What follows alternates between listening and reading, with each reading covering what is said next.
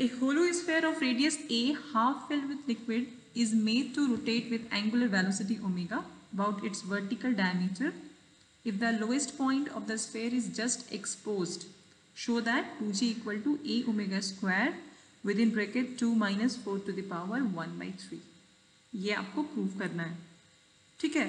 तो इस क्वेश्चन को आप ऐसे समझ सकते हैं, आप लोग सबको ज्वाइन नहीं किया अभी तक,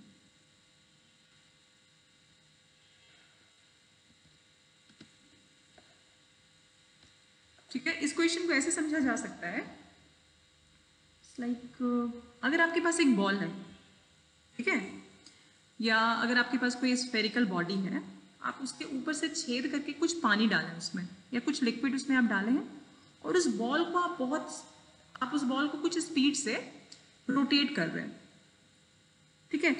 सब कोई अपने लाइफ में कभी ना कभी बॉल को अपने हाथ से रोटेट जरूर किया होगा, किए हैं या नहीं? और अगर नहीं किए हैं तो अभी बहुत अच्छा टाइम है, रोटेट करिए, ठीक है। तो जैसे रोटेशन होता है, आप देखते हैं कि अगर उस बॉल में थोड़ा सा लिक्विड है तो वो लिक्विड बॉल के साइड वाले पोर्शन में चले जाता है, जैसे यहाँ पे फिगर में दिखाई दे रहा है, और बीच का जो जहाँ पे देखिए कर्सर रखा हुआ है, ठीक है, यहाँ पे ये जो लिक्विड है ना खाली हो जाता है, यहाँ वाला जो पोर्शन है ये एम्प्टी हो जाता है।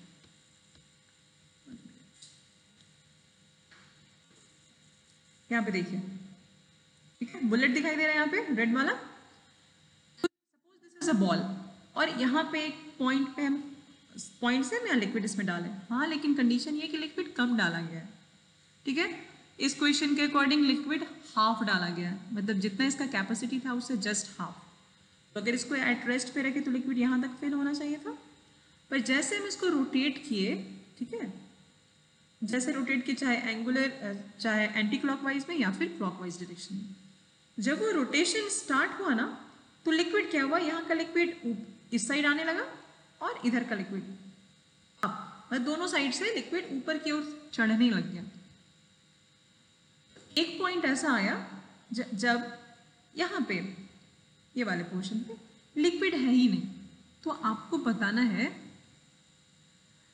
If the lowest point of the sphere is just exposed, मतलब रोटेशन हो रहा है विद एंगुलर वेलोसिटी ओमेगा, और कंडीशन ये दिया गया है कि जैसे ही लिक्विड यहाँ पे एम्प्टी हुआ you must have this expression. आया समझ में क्वेश्चन? ठीक है, तो इस क्वेश्चन में बहुत छोटा छोटा चीज है जो आपको समझना है और कुछ तो आपको याद रखना है। जैसे जब भी ऐसा मोशन होता है ना, ये वाला जो आपको पैराबोला टाइप दिखाई दे रहा है, ये वाला जिसके ऊपर देखिए रेड वाला बॉल जो मूव कर रहा है, ठीक है, पॉइंटर, ये जो है आपको पैराबोला के टाइप दिखाई दे रहा है, बट क्योंकि ये स्फेयर है, ठीक है, हम लोग अगर 2 डायमेंशन फिगर ले सर्कल, ठीक है, और जब सर्कल को 3D में कन्वर्ट करेंगे तो वहाँ पे स्फेयर वाला कॉन्सेप्ट आता है, वॉल्यूम का कॉन्सेप्ट आता है। सेम टाइप से इलिप्स को 3D में लेके जाएंगे, इलिप्सॉइड, और पैराबोला को 3D में इमेजिन करेंगे तो पैराबोलॉइड। आप लोग अपने रियल लाइफ में बहुत सारे पैराबोलॉइड देखे हैं, और अगर घर पे लोटा है, ठीक है, या अगर आपके घर पे ग्लास है, ठीक है, उसमें पानी भरिए और ग्लास को मूव कर पाए तो करिए, ठीक है। आप देखिएगा ऊपर का जो सरफेस है ना, अगर नीचे वाटर है तो ऊपर का जो सरफेस बना है आफ्टर रोटेशन वो पैराबोलॉइड होगा, ठीक है। तो यहाँ पे आपका क्या क्या कॉन्सेप्ट आने वाला है, इक्वेशन ऑफ स्फीयर आएगा, ठीक है, वॉल्यूम कैसे निकाला जाता है, इस पोर्शन का वॉल्यूम क्या होगा, इस पोर्शन का वॉल्यूम क्या होगा, ठीक है, और कंडीशन ये दिया हुआ है कि लिक्विड इज हाफ फिल्ड, मतलब ये पूरा स्फीयर का वॉल्यूम निकालने के बाद माइनस दिस करेंगे तो क्या होना चाहिए, हाफ फिल्ड लिक्विड मिलना चाहिए। हाफ फिल्ड लिक्विड मतलब जो स्फीयर का वॉल्यूम है उसका जस्ट हाफ, मतलब 2/3 पाई ए क्यूब, अगर हम लोग ए यहाँ पे रेडियस एज्यूम किए हैं तब, ठीक है। तो ये छोटा छोटा चीज है, इसमें ही प्रॉब्लम हो रहा होगा, और आप लोग के पास जो बुक है ना उसमें इस क्वेश्चन में प्रिंटिंग मिस्टेक है, ठीक है। तो चलिए स्टार्ट करते हैं। कुछ डाउट है, किसी को क्वेश्चन नहीं समझ में आया, कुछ ऐसा है? नहीं, ठीक है, चलिए। अब ये जो फिगर है उसमें ये ए पॉइंट जो है ना, ये हम सेंटर पे लिए हैं, ठीक है, ये स्फीयर का सेंटर है। ए से बी के बीच में जो डॉट डॉट दिखाई दे रहा है ये रेडियस है। P और B के बीच के डिस्टेंस को हम R एज्यूम किए हैं, ठीक है। और ये वाला वर्टिकल लाइनिंग जो दिखाई दे रहा है ना, मतलब B से लेके यहाँ तक आप समझ जाइए। यहाँ पे हम वर्टिकल लाइन ड्रॉ किए, दिस इज Z, और यहाँ से यहाँ तक, मतलब ये येलो येलो दिखाई दे रहा है, यहाँ से यहाँ तक this is Z minus A, मतलब टोटल इज यहाँ से यहाँ A, यहाँ से यहाँ Z, this is Z minus A।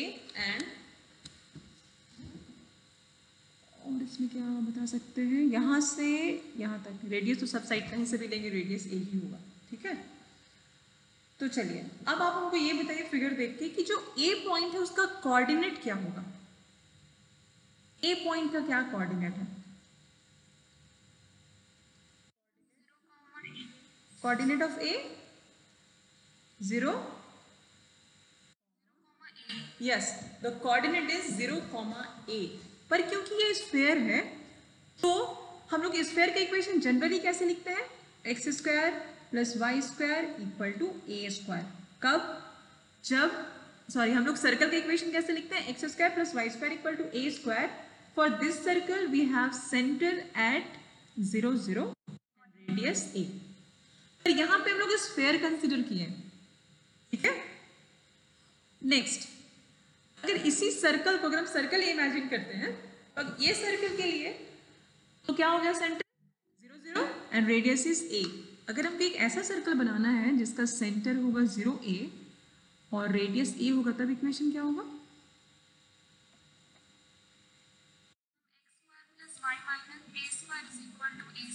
Yes correct. तो ये वाला कॉन्सेप्ट के साथ आपका जो पहला लाइन हम लोग यहाँ पे लिखेंगे, तो equation of sphere r square. यहाँ पे क्या हो रहा है, एक्स और वाई एक्सिस के केस यहाँ पे ले रहे हैं, लेकिन इस चैप्टर में हमारे पास एक्स की प्लेस पे आर एक्सिस एज्यूम किए हैं और जेड की प्लेस पे वाई की प्लेस पे जेड, ठीक है। तो जो इक्वेशन हो जाएगा, we have r square plus यहाँ पे जो सेंटर है वो 0, A है, मतलब सेकेंड वाले एक्सिस के लिए, तो ये हो जाएगा z minus a whole square and this is equal to a square. Clear है यहाँ पे, ठीक है। इसको सॉल्व हम लोग जब करेंगे ये हो जाएगा r square plus this is z square a square minus 2az, this is a square cancel, so we have r square equal to 2az minus z square and this can be written as z 2a minus z। यहाँ तक समझ में आया? ये आप बोल सकते हैं इक्वेशन नंबर 1। मैम एक बार फिर से एक बार फिगर समझा दीजिए ना कि मैम कहाँ पर क्या लिए। अच्छा चलिए बताते हैं। क्वेश्चन समझ में आया श्वेता? क्वेश्चन ये है कि स्फीयर में हाफ लिक्विड भरा हुआ है, ठीक है, और स्फीयर को एक एंगुलर वेलोसिटी ओमेगा के से रोटेट कराया जाता है, ठीक है, आइदर एंटी क्लॉकवाइज और क्लॉकवाइज। जैसे रोटेशन होता है तो आप लोग देख रहे हैं ना, रोटेशन बाल्टी भी अगर आपके पास आप लोग कभी घुमा दिया, मग में पानी है, कभी बाल्टी के पानी को आप हाथ से ही एंगुलर वेलोसिटी दीजिए ना, बीच में एम्प्टी स्पेस बनता है, ठीक है। तो आपको बताना है कि अगर ओमेगा एंगुलर वेलोसिटी से लिक्विड रोटेट, स्फीयर रोटेट कर रहा है, ठीक है, लिक्विड रोटेट कर रहा है, तो जैसे ये वाला पोर्शन, मतलब जैसे ये लोअर वाला पॉइंट जो है एम्प्टी होता है, मतलब यहाँ पे लिक्विड नहीं है, इसका मतलब क्या है, लिक्विड लेफ्ट और राइट साइड ऊपर की साइड चढ़ गया है। तो आपको बताना है कि जैसे लिक्विड एक्सपोज्ड हुआ है, जैसे यहाँ पे ये वाला पॉइंट एम्प्टी हुआ, उस टाइम आपके पास ये रिलेशन आना चाहिए, मतलब 2g equal to a omega square with in bracket 2 minus 4 to the power 1/3। आया समझ में?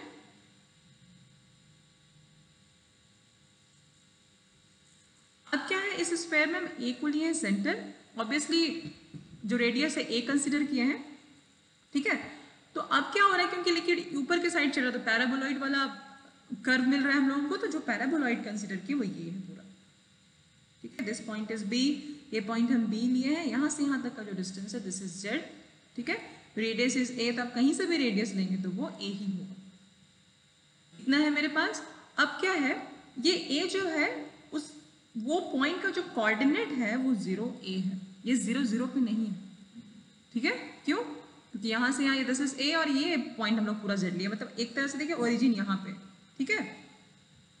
तो अगर ए पॉइंट सेंटर है और सेंटर का कोऑर्डिनेट 0 ए है तो जो इक्वेशन मिलेगा वो हो जाएगा r square plus z minus a whole square equal to a square. इसको सॉल्व किए हैं तो हम लोग 0 ए कैसे आए ये प्रेरणा डिस्कस किया, आप नहीं समझे? ये यहाँ हम लोग ओरिजिन शिफ्ट किए, ओरिजिन यहाँ पे है, ठीक है। और स्फीयर का रेडियस ए है, तो जैसे हम लोग ए पे पहुंचेंगे, यहाँ पे ए पे पहुंचेंगे, ठीक है। अच्छा, और एक चीज ये आप लोग को ज़्यादा अच्छा समझ में आएगा आई थिंक। आर और जेड में आप लोग हो रहे हैं कंफ्यूज। देखिए ये सॉरी, ठीक है, लेफ्ट हैंड साइड देखिए स्क्रीन का, ये मेरा एक्स एक्सिस है, दिस इज वाई, ठीक है। ये है मेरा ओरिजिन और हम यहां पे आते हैं, इसका कोऑर्डिनेट है 0, ए। क्यों? क्योंकि वाई एक्सिस में x हमेशा 0 होता है। और ये अगर इस पॉइंट को लेते हुए हम अगर एक सर्कल ड्रॉ करेंगे तो x का इक्वेशन क्या होगा? श्वेता आप ही बताइए। 0 को लेते हुए सर्कल का इक्वेशन बनाएंगे तो क्या होगा?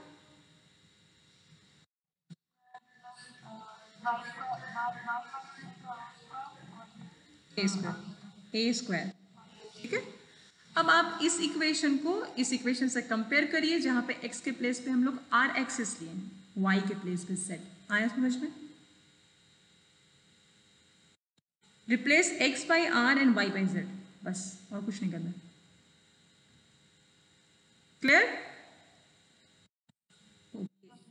चलिए नेक्स्ट।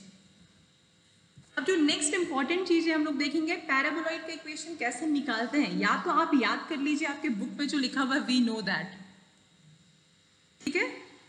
अगर लेकिन इस क्वेश्चन के लिए याद करेंगे तो बाकी क्वेश्चन के लिए प्रॉब्लम होगा। इस टाइप का कभी भी क्वेश्चन आता है तो आपको पता होना चाहिए कि कैसे इक्वेशन निकालना है, ठीक है। तो यहाँ पे हम एक्सप्लेन कर रहे हैं जो बुक में नहीं दिया हुआ है, ठीक। तो एक फिगर बनाते हैं पहले।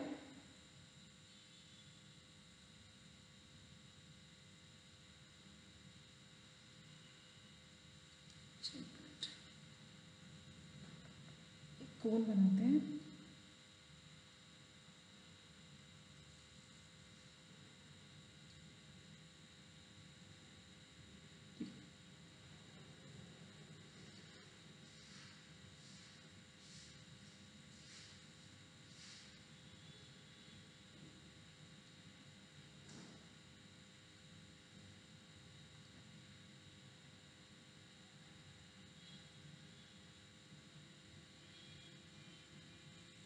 ठीक है। ये हो गया आपका O, सेंटर ले रहे हैं हम, ठीक है। This point is O, this point is P and this is V। V is the vertex. ये फिगर दिख समझ में आ रहा है क्या है? मतलब अगर आपके पास कोन में लिक्विड फिल किया गया है, ठीक है, लिक्विड नीचे तक है और उस कोन को अगर हम रोटेट करा रहे हैं तो ऑब्वियसली कुछ लिक्विड ऊपर आ जाएगा दोनों साइड से और इस टाइप का फिगर बनेगा। आप लोग को अगर नहीं समझ में आ रहा, आप लोग अभी भी बैठे हुए हैं, ग्लास लीजिए और एक बार रोटेट करके देखिए, ठीक है। तो इस टाइप का फिगर बनेगा, आप लोग देखे होंगे। आप लोग मतलब इमेजिन कर पा रहे हैं? किसी के पास ऐसा लाइफ एक्सपीरियंस है, मतलब इतना फोकस्ड रहे, ध्यान दिए कभी?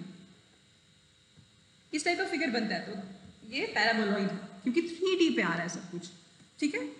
तो यहां से कैसे निकालते हैं इक्वेशन? देखिए कंडीशन ये है, व्हेन द लिक्विड रोटेट्स,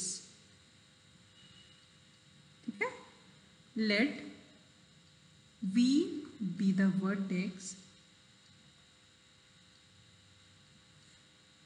ये समझिए, लिखने का जरूरत नहीं है, ऐसे भी हम रिकॉर्डिंग कर रहे हैं, ठीक है। तो समझने का कोशिश करिए। Vertex of the parabola, sorry paraboloid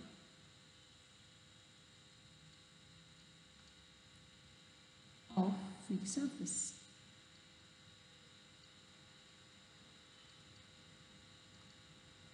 If O be the center of the cone, center of the cone, and P be the point on the rim,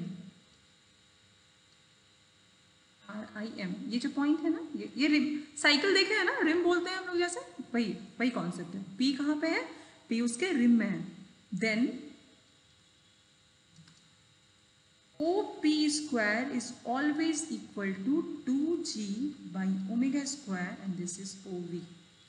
When the liquid rotates, यहाँ पे आप लिख सकते हैं with angular velocity omega. ये आपको समझना होगा, ठीक है। किसी भी लिक्विड को अगर कोन में हम रोटेट करा रहे हैं विथ एंगुलर वेलोसिटी ओमेगा, उस कोन का सेंटर अगर O है और P कोई भी पॉइंट है उसके रिम में, तो मेरे पास हमेशा ये एक्सप्रेशन होगा, ठीक है। तो ये एक्सप्रेशन यूज करेंगे अभी हम लोग। आप लोग के बुक में जहां पे वी नो दैट लिखा हुआ है ना, उसके पीछे इतना सारा कॉन्सेप्ट है। ये कॉन्सेप्ट एंड दिस फिगर आया समझ में।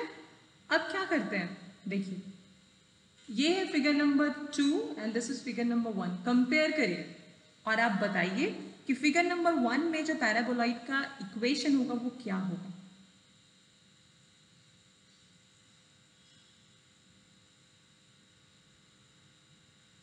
बताइए।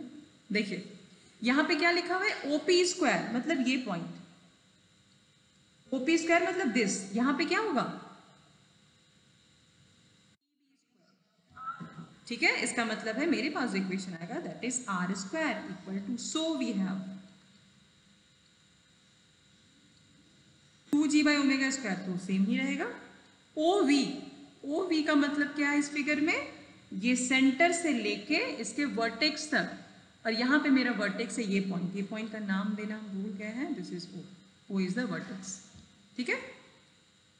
तो क्या हो जाएगा यहाँ पे 2g by omega square, OV के प्लेस पे हम लिखेंगे PO, और PO का वैल्यू क्या है, देखिए तो यहाँ से यहाँ तक Z, तो ये हो जाएगा 2g by omega square Z। आया समझ में ये? फिर ना आप कैसे समझे इसको?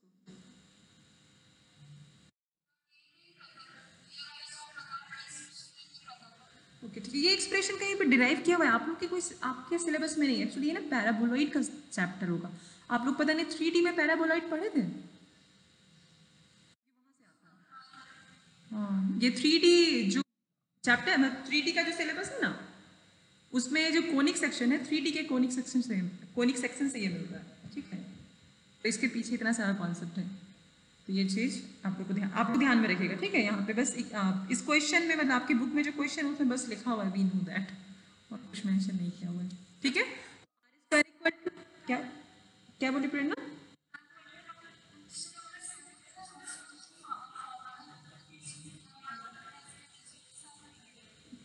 हाँ, क्वेश्चन नंबर 7 में भी एक्चुअली ये यूज हुआ है, यस क्वेश्चन नंबर 7 में। अगर आपको ये अब समझ में आ गया ना, क्वेश्चन नंबर 7 भी आराम से समझ में आ जाएगा, ठीक है।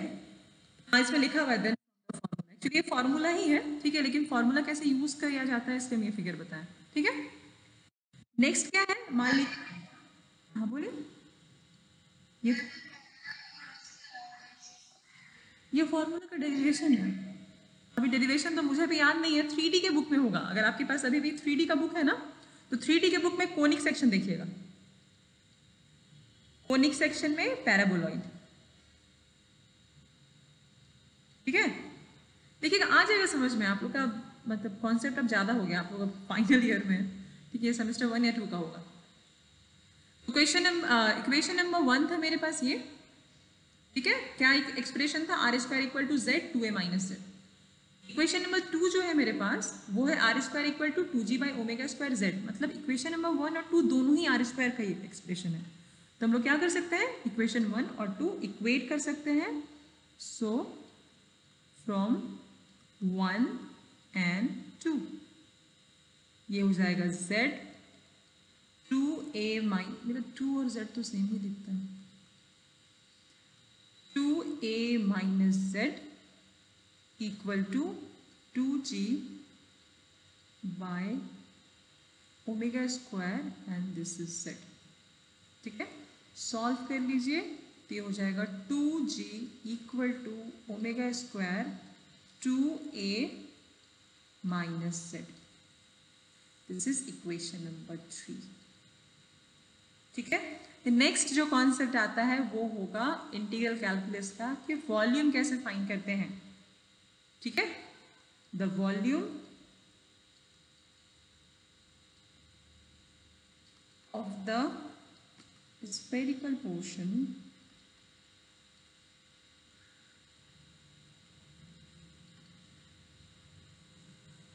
ये हम डी भी यहाँ पे डी नाम दिया हुआ तो डी ही दे रहे हैं. ठीक है. ये B D O E C B portion B D O E C B. ये जो एक्सप्रेशन होगा आपके पास जो एक्सिस है वो है आर और जेड. ठीक है. तो रोटेशन कैसे हो रहा है. रोटेशन इस डायरेक्शन में है. ठीक है. और जो परपेंडिकुलर डिस्टेंस होगा वो ये हो जाएगा. मतलब इधर एक एक्सिस इधर है एक एक्सिस इधर है. ठीक है. This axis is R and this is Z. जब रोटेशन इधर हो रहा है तो जो फॉर्मूला आएगा वो हो जाएगा पाई आर स्क्वायर. वहां पे होता था x square D Y.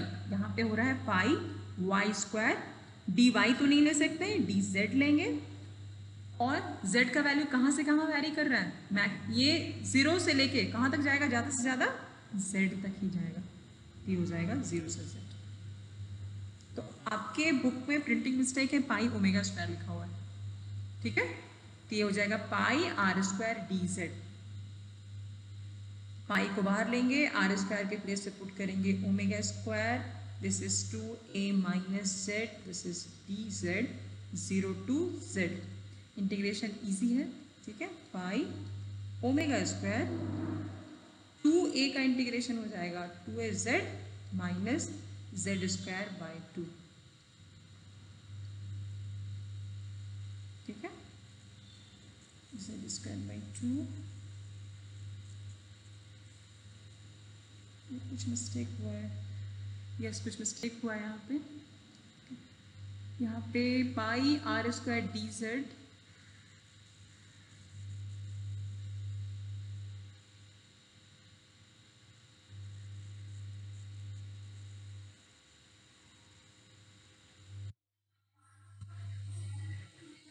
Yes z into s s s यहाँ पे जेड छूट गया. ठीक है. यहाँ पे एक minute.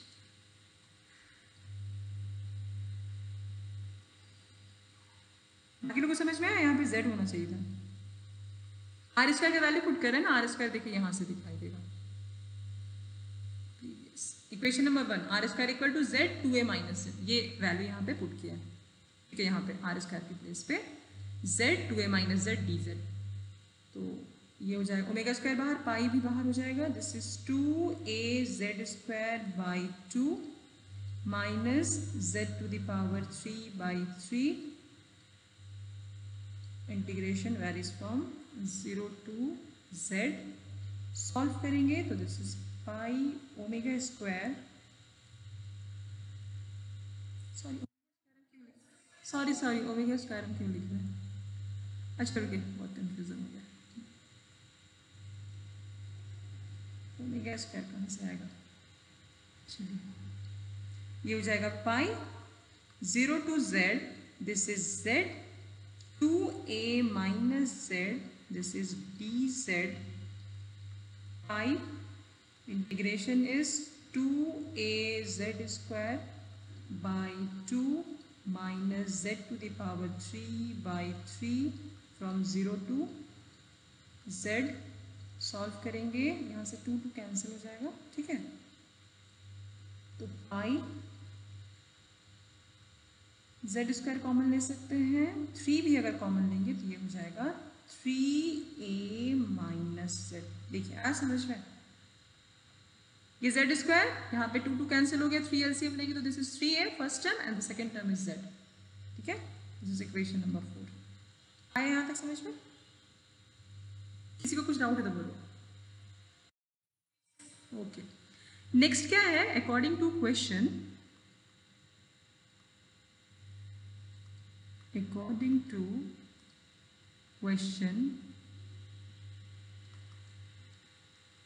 the liquid is half filled. तो आपके पास जो भी कंटेनर है, जो स्फेयर, उसमें लिक्विड को हाफ फिल किया गया है, तो आप इससे ये बता सकते हैं कि वॉल्यूम ऑफ द लिक्विड क्या होगा। This implies volume of the liquid,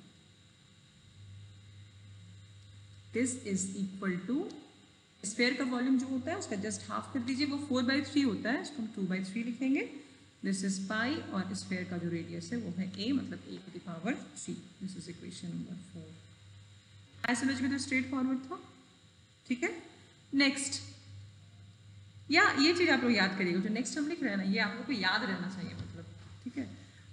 याद नहीं करना है तो वॉल्यूम वाला जो चैप्टर इंटीग्रेशन का, उससे भी इसको डिराइव किया जा सकता है। Next, the volume of the empty space. Empty space कौन सा फिगर है? एम्प्टी स्पेस का मतलब है वो पैराबोलॉइड, तो दैट वाज BLOMC। पैराबोलॉइड जो है उसका वॉल्यूम ये होता है 1/2 पाई r² z। अगर फिगर से समझें तो ये वॉल्यूम होगा इसका 1/2 पाई r² z, मतलब OP² एंड OV, ठीक है। किसी भी पैराबोलॉइड के लिए जब उसका वॉल्यूम फाइंड करेंगे तो आपको चाहिए होगा ये वर्टेक्स से सेंटर का डिस्टेंस और उसके रिम का डिस्टेंस। रिम के डिस्टेंस का स्क्वायर करेंगे और जो वर्टेक्स है उसके साथ मल्टीप्लाई करेंगे, ठीक है। याद रहेगा, ठीक है। तो ये हो गया, दिस इज इक्वेशन नंबर 5। अब देखिए स्फेरिकल सिस्टम जो था, हम लोग उसका वॉल्यूम निकाल लिए, ये फिगर देखिए, ठीक है। इस लिक्विड के वॉल्यूम के लिए टोटल वॉल्यूम माइनस ये पैराबोलॉइड का वॉल्यूम सब्ट्रैक्ट कर देंगे तो ये जो ब्लू दिखाई दे रहा है वो मिल जाएगा, मतलब लिक्विड का वॉल्यूम मिल जाएगा, मिलेगा या नहीं। इक्वेशन नंबर 4 में हम लोग ये पूरा ये हम लोग टोटल वॉल्यूम निकाले। इक्वेशन नंबर 5 में हम ये पैराबोलॉइड का वॉल्यूम निकाले, तो इक्वेशन नंबर 4 - 5 इक्वल टू, या इक्वेशन नंबर 4 रिपीट हो गया यहाँ पे, this is 4, this must B 5 and this is 6। तो 6 और 4 सब्ट्रैक्ट करेंगे तो क्या मिलना चाहिए? 5। नेक्स्ट, देन वी हैव सबसे मतलब वॉल्यूम सबसे ज्यादा किसका है? 4 का, -6, this must be equal to equation number 5, मतलब 1/3 pi z², this is 3a - z minus 1/2 pi r² z, and this is equal to 2/3 pi a⁻3। ठीक है, ये सॉल्व करिएगा आराम से, आपको z का वैल्यू मिल जाएगा। जैसे आपको z का वैल्यू मिलेगा आप इक्वेशन नंबर 3 में पुट कर दीजिएगा। अच्छा ठीक है, इसको सॉल्व कर लेते हैं, चलिए। दिस इज 1/3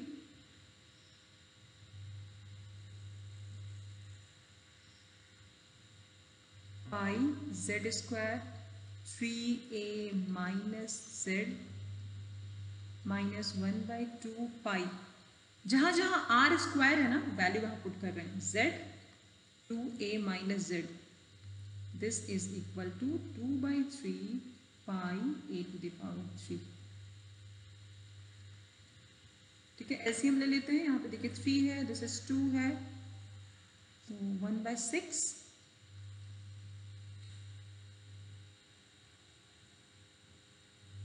यहाँ पे पाई r² की प्लेस पे ये वैल्यू पुट किया, z पहले से था तो यहाँ पे 2 हो जाएगा। अच्छा यहाँ पे तब पाई z² होगा कॉमन, एलसीएम 6 है तो ये हो जाएगा 6a - 2z minus 6a plus -6a plus 3z। ठीक है, देखिए this is 2/3 i a⁻3। 3a - z को 2 से मल्टीप्लाई किए, 2a - z को 3 से मल्टीप्लाई किए।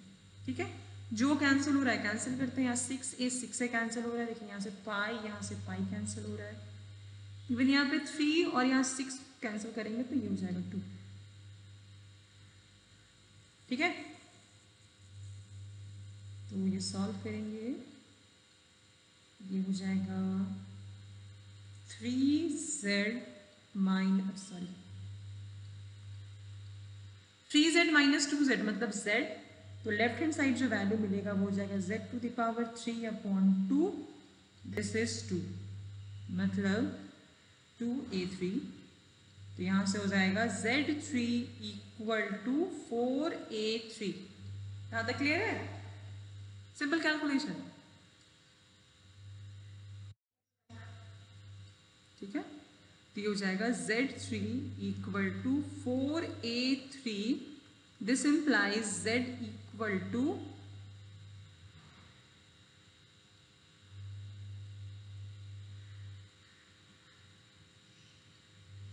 ये हो जाएगा 3 4 एंड दिस इज 8। क्लियर है? 4 पे पावर 1/3, या फिर आप इसको चाहे तो ऐसे लिख सकते हैं, नहीं समझ में आ रहा है तो 4 टू द पावर 1/3, और जैसे a पे पावर 1/3 करेंगे 3 कैंसिल होकर a मिल जाएगा। क्लियर है ये? तो z का वैल्यू मिल गया। अब देखते हैं प्रीवियस, ये हम लोग डिराइव किए थे ना, नाउ वी, ये एक एक्सप्रेशन हम लोग के पास था 2g equal to omega square 2a minus z, ये मिला था। Now putting equation number 7, putting the value of z in the above equation. This implies we must have 2g equal to omega square 2a minus, ये हो जाएगा a, this is 3, this is 4।